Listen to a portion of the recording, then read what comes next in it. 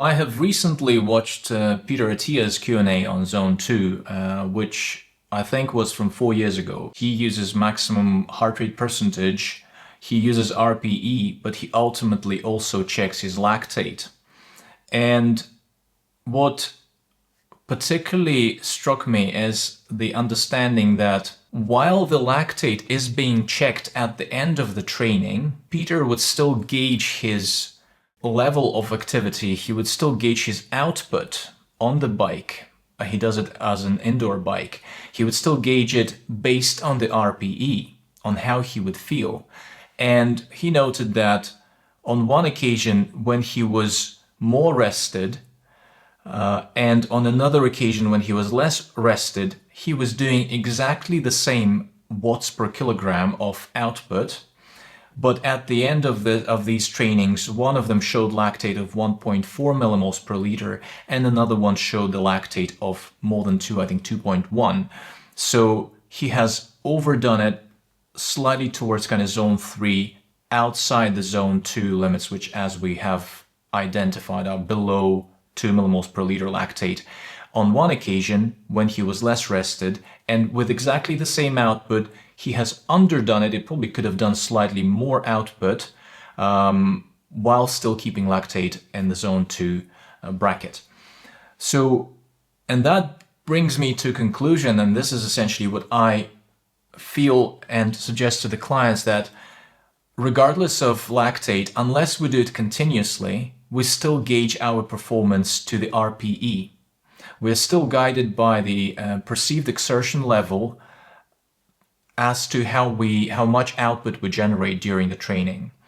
And then we check lactate and see, okay, that was below 2 millimoles per liter. And we do that day to day to day to day. We do dozens of trainings like that.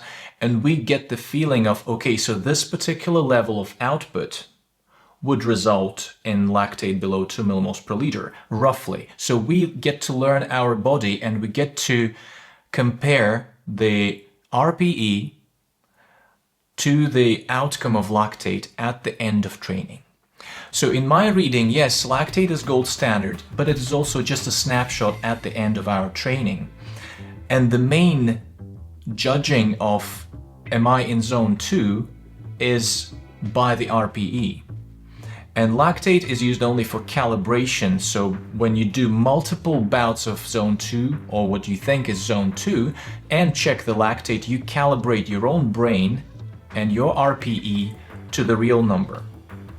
So I feel that up until we get continuous lactate monitoring options, which are now becoming available, so there is, hopefully will soon become available, let's put it this way. There's the Hydro or Hydro sensor, I don't know how to pronounce that correctly, which is a patch that measures lactate in the sweat.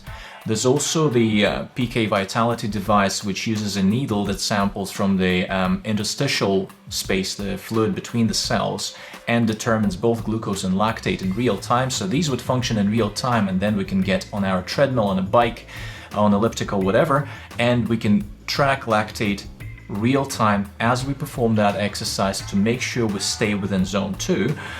Up until then, I find lactate is quite secondary. It's good for calibration, it's probably good for high performance athletes, but for the majority of us and for my regular client, I think that would be quite an overkill. Also, doing an odd, just a one-off lactate for the same reason, it doesn't make much sense, because you would need to do multiple bouts of training to calibrate your own perception of your RPE towards the lactate. And this is where the talk test comes in.